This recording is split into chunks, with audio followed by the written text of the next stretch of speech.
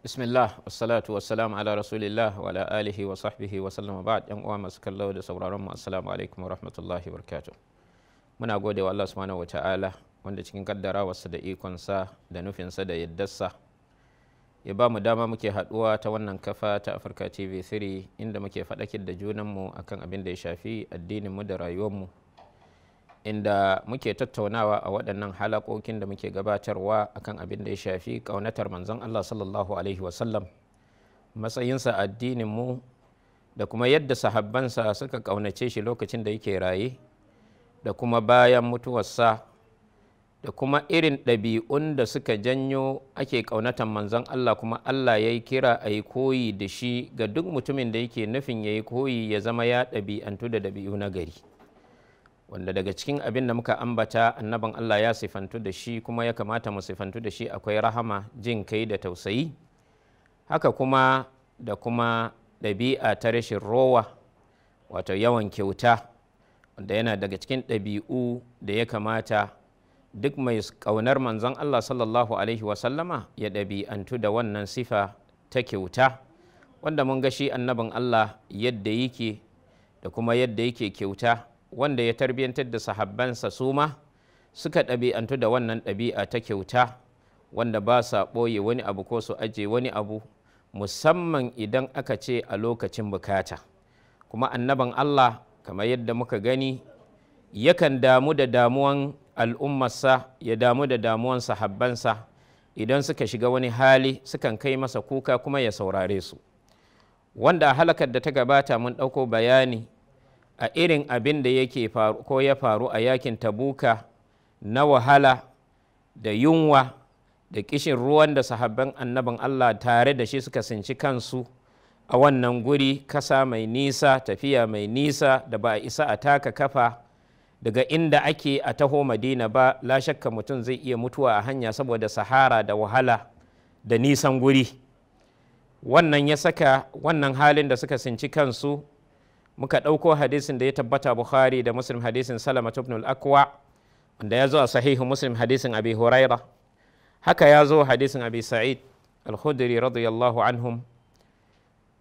wanda ya zo a sahihu Ibn Khuzaimah hadisin Abdullah ibn Abbas, da shi ma yake bayanin wato yanayin da suka sinci kansu na kishin ruwa, da suke ganin cewa kusan za su mutu, wuyansu zai kakkarye saboda kishin ruwan da suke fama da shi, wanda a ƙarshe dai Abubakar Allah ya ƙara masa yadda ya kai kuka wa annaban Allah, ya gwada masa cewa Allah ya masa alkawarin amsan addu'arsa, saboda haka ya rokan masa Allah ya masu mafita a cikin wannan yanayin da suke ciki. To a lokacin annaban Allah ya roki Allah, Allah ya sauke da ruwa, wanda ruwan ya sauka iya a santsanin da annaban Allah yake, suka sha suka amfanu da wannan ruwa. To a riwayar da ta tabbata Bukhari da Muslim, hadisin Salama da hadisin Abi Dharrin a Abi Huraira a cikin sahihu Muslim, shi kuma bayan sun zo sun ba wa annabin Allah sallallahu alaihi wasallam shawara akan cewa a wannan wahala da suke ciki ya ba su dama su yayyanke raƙuma su samu su ci nama su sha ruwan da ke cikin raƙuman nasu, saboda wannan zai zama sun samu mafita a halin da suke ciki. To a lokacin da suka yi wannan shawara suka shiga gurin manzon Allah, Umar baya nan, baya kusa, suka yanke wannan shawara suka je suka samu manzon Allah sallallahu alaihi wasallama. Shi kuma a lokacin sai ya ba su dama, ya ce su je su aiwatar da wannan shawarar da suka bayar. To wannan bayan sun fita daga gurin manzon Allah sai ga Umar, suka haɗu da Umar yake tambayar su ina kuka fito kuma me kuka je ku tattauna da manzon Allah. Suke cewa sun je sun ba shi shawara ne akan su yayyanka raƙumarsu saboda yanayin da aka sinci kai a ciki wanda za a samu mafita.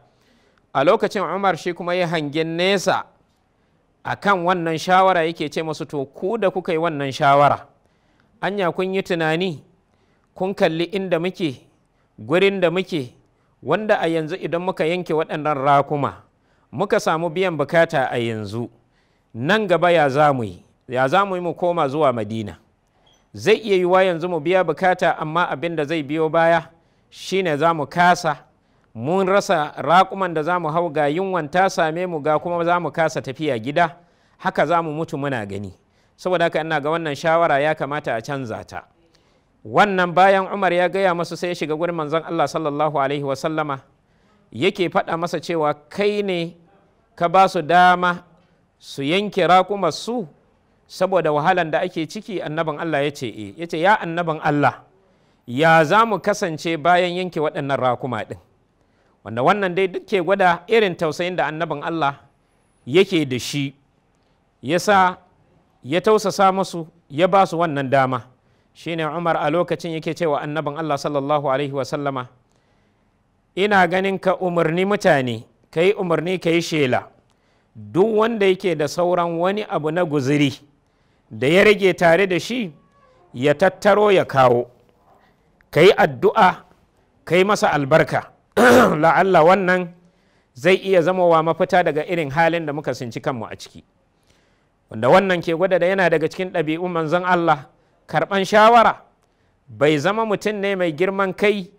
wadda yake ganin cewa in ya faɗi abu bai kamata a saba masa ba, in ya yanke shawara bai kamata wani ya kawo wani abin da ya saba masa ba.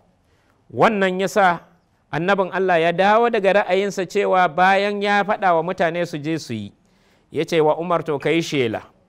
ka fita ka ce duk wanda yake da sauran wani abu na guzurin da yake da shi ya kawo. A wannan riwaya yake cewa sai aka shimfiɗa na fata,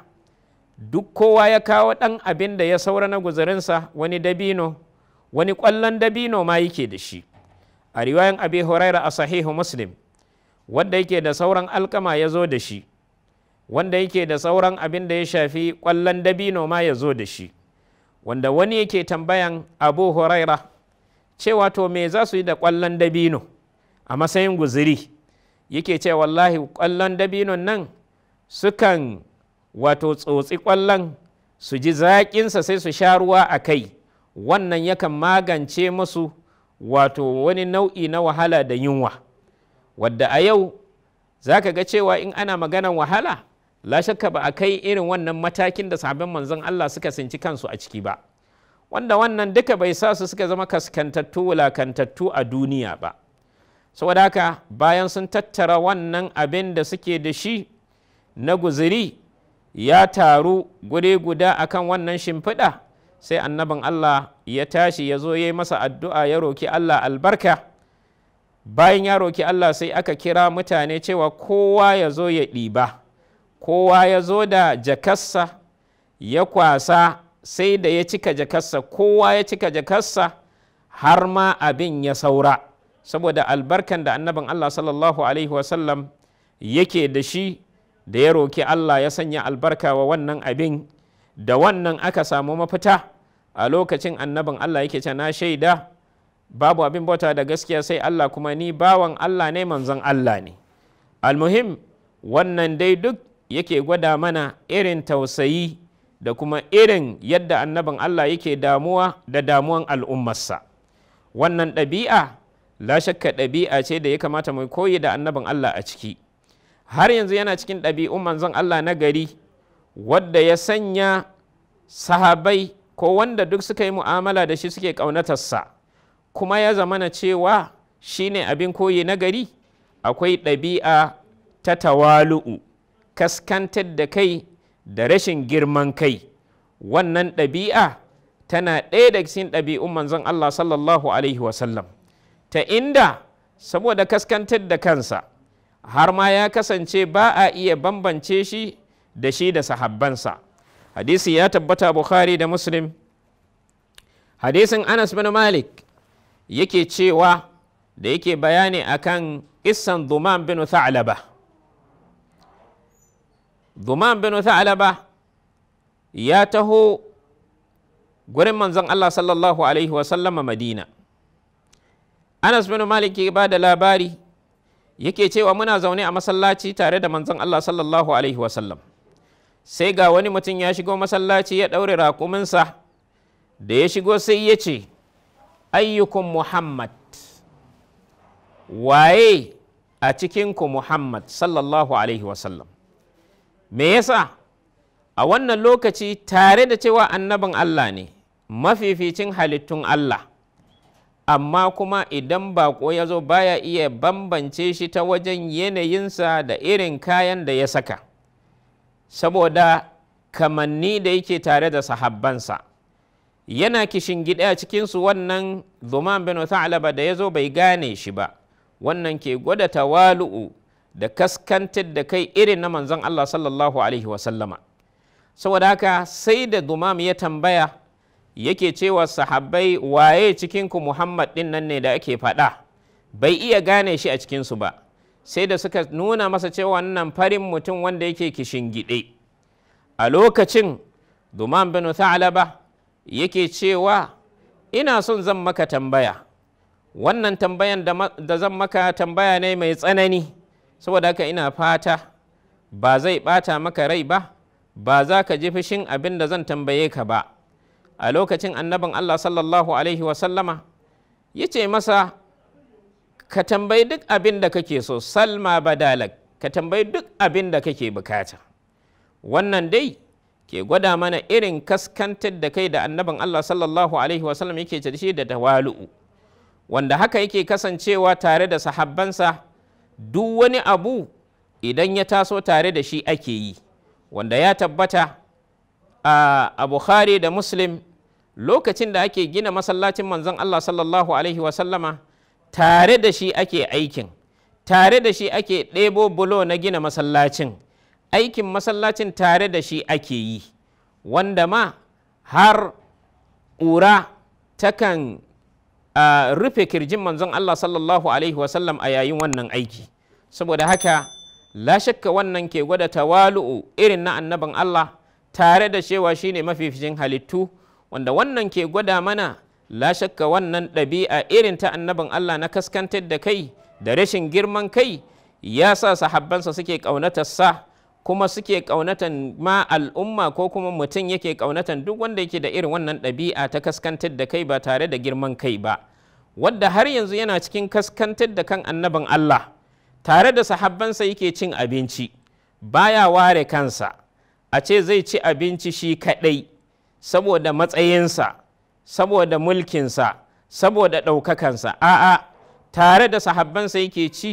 cin abinci, yakan zauna a kasa ya ci abinci tare da su, wanda ya tabbata a sunan na Abi Dawud wannan ɗabi'a ta manzon Allah sallallahu alaihi wasallam, wadda insha Allah ta'ala za mu buga misali ɗaya, lura da cewa lokacin shirin ya kawo ƙarshe. Wannan halakar ta nuna kaskantar da kai da annabin Allah yake da shi, wanda ya zo a musnad na Abi Ya'la, hadisin Aisha, annabin Allah yake cewa, zan yi zama irin zaman bawan Allah, zan ci abinci irin yadda bayin Allah suke cin abinci, wato ba tare da nuna wani girman kai ko wani matsayi ko wani isa. A'a, wannan ɗabi'a ta kaskantar da kai ta dawal'un da annabin Allah ya sifantu da shi yana ɗaya daga cikin abubuwan da ake kiran al'umman musulmi su yi koyi da shi.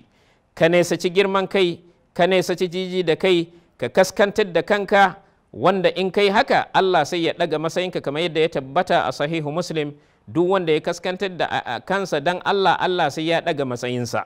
Da wannan ne muka kawo ƙarshen wannan halaka, kuma nake cewa subhanakallahumma hamdik, ashhadu an la ilaha illa anta astaghfiruka wa atubu ilaik. Wassalamu alaikum wa rahmatullahi wa barakatuh.